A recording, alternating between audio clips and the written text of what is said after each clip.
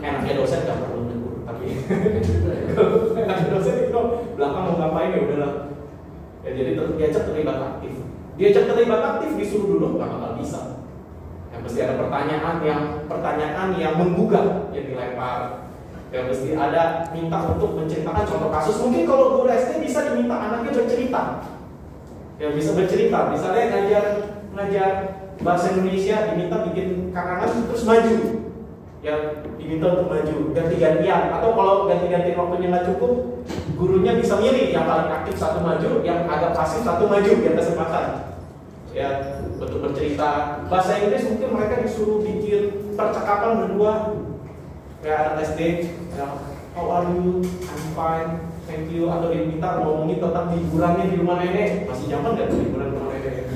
Zaman dulu kan gitu ya? Masih ya? Zaman dulu lagi. Habis liburannya kemana? Ke rumah nenek. Zaman dulu, sekarang masih ya. Liburan kemana? Ke rumah nenek. Jadi diajak terlibat aktif. Kalau saya biasanya di mahasiswa itu biasanya saya minta mereka project, tapi itu kan untuk project kan untuk yang daya kognitifnya udah tinggi kan.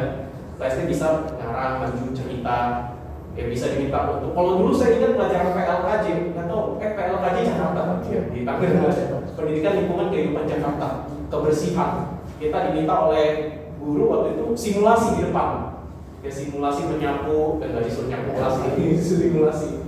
Jadi terlibat aktif. Yang ketiga, relationship. Nah ini hubungan Bapak Ibu, siswa dan guru punya hubungan yang baik dulu. Jangan sampai muridnya melihat gurunya takut. Jangan sampai muridnya kepahitan sama guru. Ya ini mesti ingat kita jadi guru, jadi pendidik. Ketika kadang kan emosi ke bawah Bapak Ibu. Ya itu sangat dimaklumi lah, kita manusia ya. Kadang mungkin kita juga emosi ke bawah. Tapi sekebawah-kebawahnya emosi, jangan sampai mengeluarkan ucapan atau tindakan yang gak enak.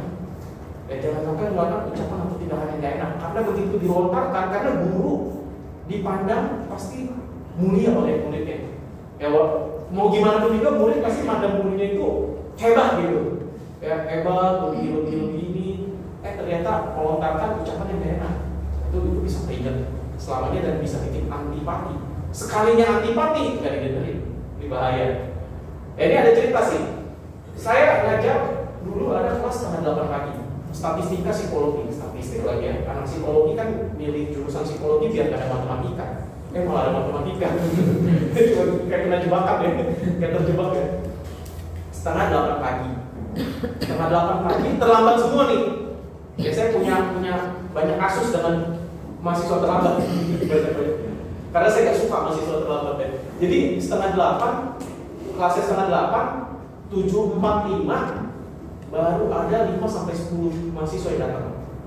Dari yang harusnya sekelas 40 orang. Jadi nggak ada setengahnya nih, nggak ada setengahnya.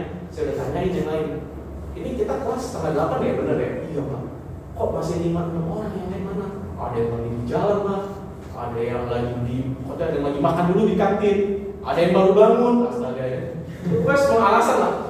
Saya bilang ke mereka, tolong di WA ini belum datang. Kalau sampai jam 8 nggak ada, ini satu kelas saya nggak lulusin aja gitu ya. Tentu itu nggak beneran ya, kita nggak bisa kan kayak gitu. Jadi diomelin, diomelin sama rektor, saya sama angkatan nggak lulus, rektor bisa nanya. Ya tapi itu sebagai sebuah tanda kalau ini penting nih, jangan telat ya. Nah ketika mereka satu persatu datang, Bapak Guru, kalau mau ngomong dalam hati saya udah marah banget. Ya kenapa marah? Nggak dihargai, bener ya? Ego kita terluka ya. Gimana nih kelas kok sampai setengah jam pada terlambatnya? Ya perlu diakui, ada ego juga kita sebagai pendidik guru. Kok nggak dihargai nih? Ya kok nggak dihormati nih? Gitu. Ya marah saya dalam hati. Ketika lagi marah, lagi-lagi kalau lagi marah kan otak emosi otak logika ya. Bahwa di dalam pikiran saya udah ngomong nih, marah aja Gavin. Itu juga mahasiswa pasti takut. Nah kita kadang suka gitu kan. Mahasiswa pasti takut. Marah aja. Kamu marah, kamu gebrak meja, kamu ancam mereka pasti semuanya minta maaf sama kamu. Pasti mereka semuanya jadi takut sama kamu. Ini ego lagi ngomong, otak emosi. Ya mau saya turutin mungkin bisa, tapi saya pikir kalau ini saya turutin, ini kedepannya gimana?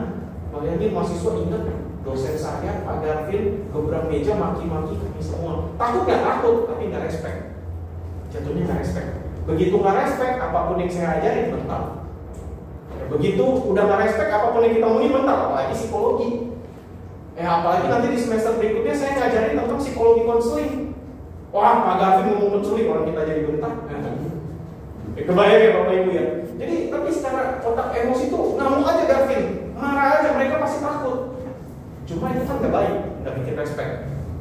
Saya pikir apakah saya biarin aja telat setengah jam, lalu saya biarin aja belajar seperti biasa. Tapi nggak bagus juga, masa setiap minggu begini, nggak bener juga sih, nggak disiplin. Untungnya karena kebetulan belajar psikologi, saya ngambil momen sebentar, ya fokus ke napas dulu. Nah ini perlu nggak marah? Kalau perlu marah, marahnya seperti apa? Karena marah itu kan nggak selalu bagus dan nggak selalu jelek. Yang pasti jelek itu marah-marah.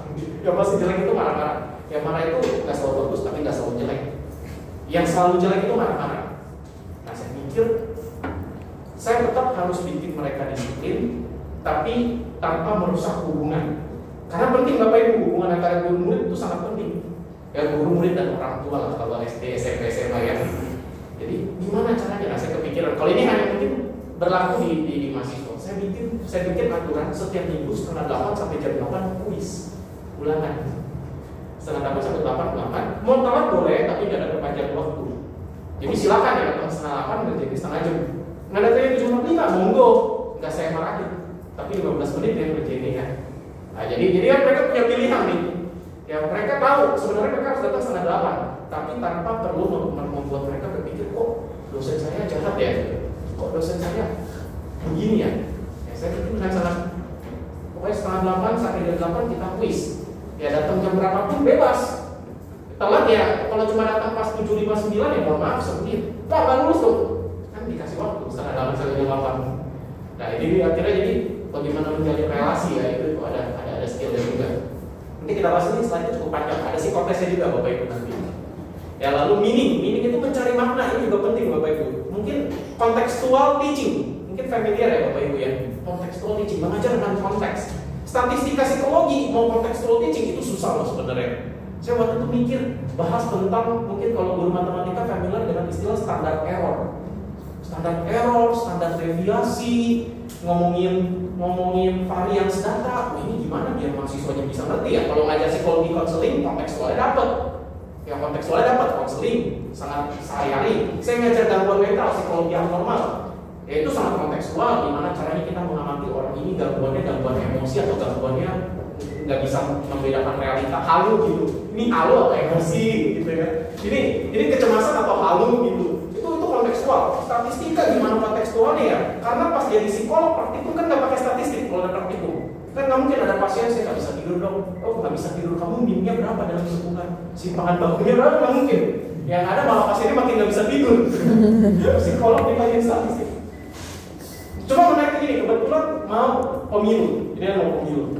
Ya kebetulan semester ini kayaknya standar error, sampling error. Nah saya minta akhirnya mereka googling data pemilu tahun 2019. Pemilu 2019 yang menang adalah Joko Widodo dan Maruf Amin. Sekian persen, saya lupa ya, sekian persen. Pasangan yang kalah Prabowo Sandi berapa persen? Sebelum hasil real count-nya keluar kan ada quick count ya, prediksi ya. Nah ada prediksinya tuh. Saya minta mereka semua bikin kelompok, kumpulin hasil prediksi 2019 prediksinya. Misalnya dari Kompas prediksi berapa, ya dari Encarta berapa. Mereka udah dapat data, terus ada nih real count-nya. Nah saya bilang standar error itu 5%. Gini-gini nih kita lihat nih. Ini real count-nya segini, quick count-nya segini. Selisihnya berapa persen? Oh selisihnya 3%. 3% ini masih di bawah standar errornya kan nih? Kalau masih, berarti sebenarnya prediksinya bagus. Bedanya selisihnya segini. Nah kalau prediksi ini mana jauh banget ya 10%. Masuk ke standar errornya nggak masuk. Berarti nggak konsisten. Nggak akurat. Nah ini fungsinya kalian belajar standar error. Ini fungsinya nih belajar simpangan baku nih. Ini fungsinya nih belajar sampling error. Jadi kontekstualnya gimana tuh ya? Itu untungnya saya ketolong pemilu. Gimana cara itu? Ketolong pemilu. Jadi kontekstual ya, bagaimana membuatnya relate gitu. Karena kalau cuma disuruh hafalin biologi paling enak mungkin Bapak Ibu bisa ngajak, nggak tahu ya, tapi ini lagi-lagi disesuaikan juga ya dengan kondisi ya. Apakah memungkinkan diajak melihat tumbuhan di sekitar? Ya, ini tumbuhan apa? Ini berbiji dua kayak gini, yang berbiji satu misalnya. Kalau nggak memungkinkan, mungkin sampelnya dibawa. Ya berbiji 2 keping 2 mangga misalnya ya. Nah, ini 2 keping tuh kayak gini, jadi di kelas dilihat. Yang berbiji 1 mungkin 2 apa gitu. Ya mungkin ada contoh seperti itu lebih kontekstual ya. Berbiji 2, berbiji 1 dan lain-lain. Itu minim. Karena saya terpaku di statistik tuh. Kalau psikologi abnormal mah gampang lah. Semua orang masuk psikologi pasti pengen belajar gangguan mental, itu udah jelas. Ya udah sangat kontekstual. Bisa observasi teman kamu, siapa nih teman kamu muka-mukanya itu lagi tahu misalnya. Ya tapi statistika kalau di sana.